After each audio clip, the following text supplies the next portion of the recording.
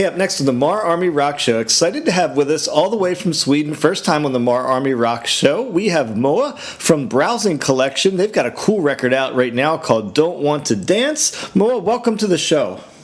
Thank you so much. It's a pleasure to have you on the show. Now, hey, I want to catch up with the band a little bit for people maybe that don't know. You've been around for, it looks like, about 10 years now and maybe a couple lineup changes. So update people on the lineup and how long it's been together. Yeah, it's a long story, but I started a band 10 years ago, and we have had a few changes in the lineup. Mostly singers, I don't know. We call them divas. No, sorry. But the current singer, she has been with us for 4 years now, and we are definitely feeling that this is the lineup that we will stick with forever, and we feel so comfortable with this. Now, being that you were one of the founding member of the band, talk a little bit about your history, because you're not like from, Stockholm or from Gothenburg, are you? No, I'm from the deep forest of Skövde. Now, what does that mean? Tell us a little bit more about the deep forest. Are you talking like a rural town or like?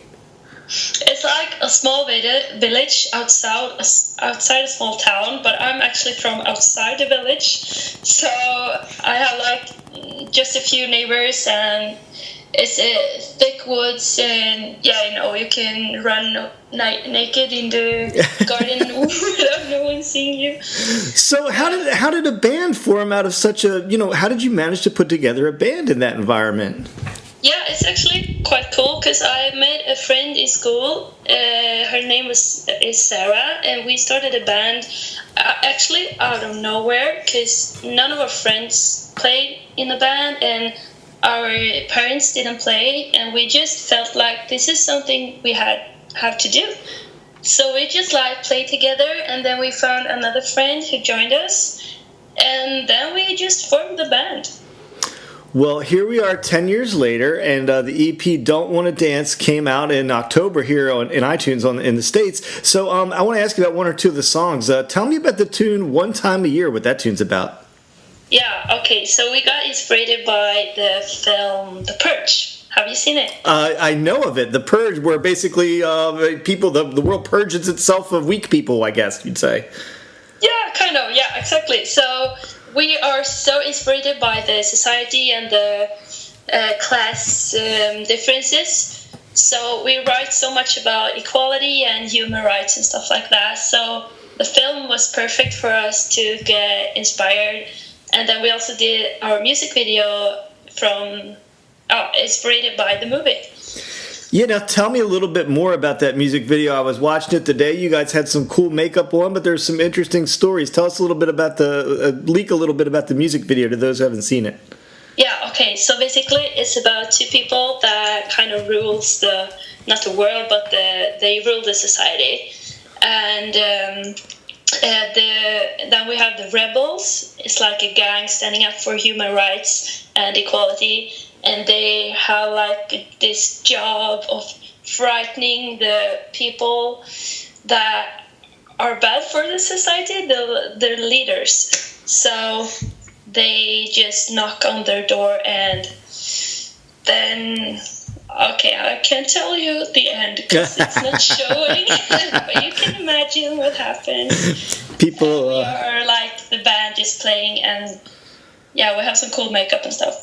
Yeah, so you'll have to go out there and check it out on YouTube for yourself to find out the ending of that one. So another song I was interested in, and I think it was the first song that came out, was Something to Hold On To. Now, was it a tough decision coming out with which song would be out first?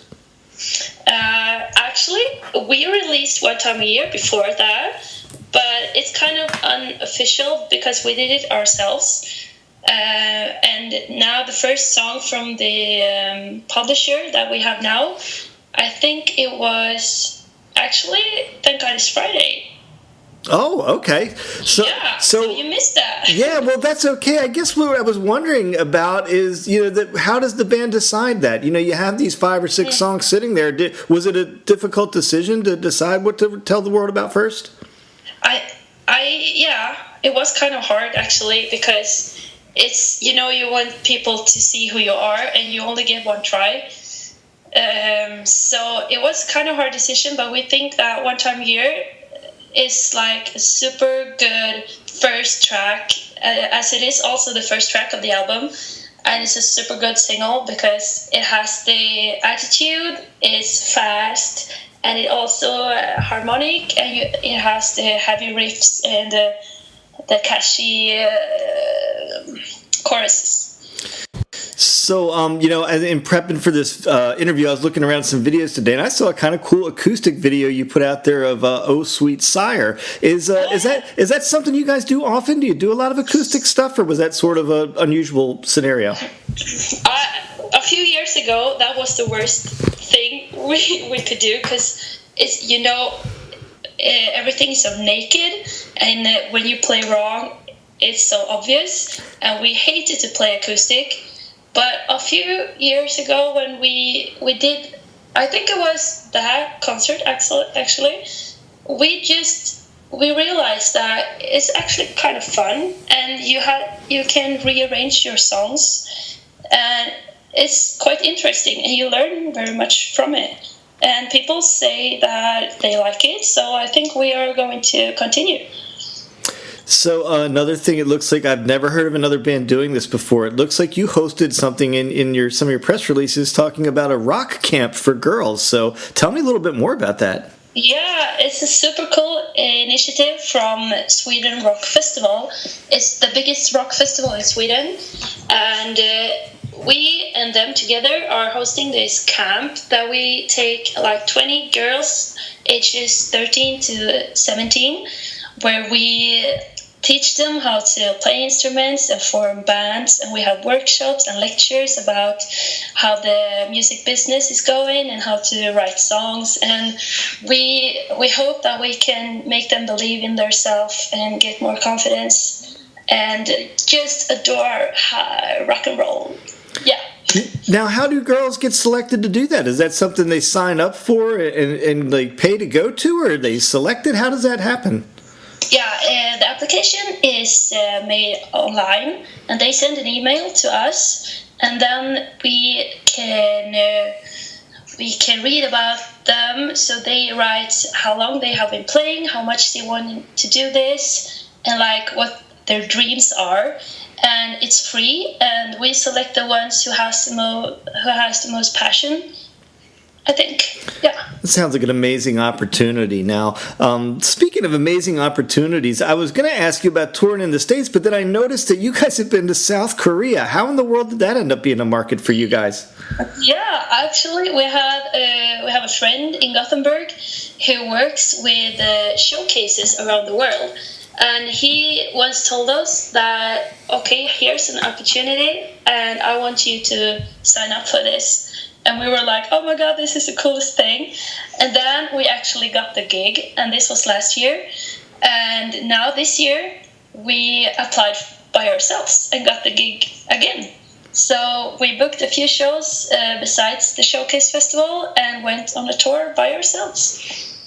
Is there anything in particular that you remember as surprising when you got to South Korea? You know, being a punk / metal band from Sweden, did anything shock you in South Korea? Actually, we didn't know what to expect, but I've heard that Asia is so different from Sweden, and the thing that the crowd was just amazing. I think that Swedes are a bit popular there as well, because when we walked on the street, people would like taking photos and stuff because we were blonde. Yeah, but the crowd was amazing, because in Sweden, when we play, people like stand in the background watching their phones. But in South Korea, everyone was dancing and was crazy, and it was awesome. Just the best gig ever, I think. Now, have you had an opportunity to be to the States yet? And do we have a chance in the near future or a hope of seeing you doing some touring over here? We would love to. We don't have anything planned yet, but we are working on it as much as we can. So, hey, we're coming down to the end of the year now. Looking back at 2018, the year's just about over. What was the high point for the band of this past year, like the top moment? I think the South Korea was one of them, but releasing this EP was the biggest, because we have worked on it for so damn long time now, and it really shows who we are, because our last album was, we produced it and recorded and mixed it by ourselves and released it by ourselves. But now, 3 years later, when we got the opportunity to release it by this publisher we have now, it was such a great feeling, just showing everyone where we are now and how we sound now.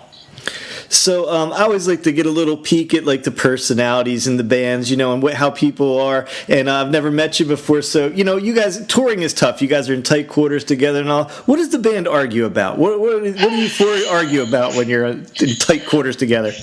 Oh my God, we are such babies when we tour. It's like, because we live like on small spaces and we are hanging with each other every single minute. So, of course, we argue, and it's mostly about where to eat.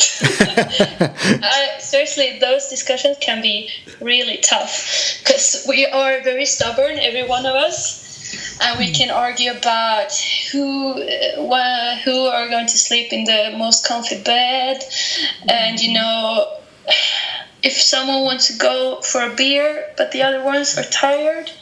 Wow, such small things can be huge problems. I can only imagine touring in such confined quarters. But hey, I've had a great time talking with you. We've had MARR from Browsing Collection. We can buy Don't Want to Dance right now here in the States on iTunes. It's out there. It's a great release, and we got our fingers crossed that we're going to see you over here in the States sometime soon. So thanks so much for being here. We really appreciate it. Well, thank you so much for your time.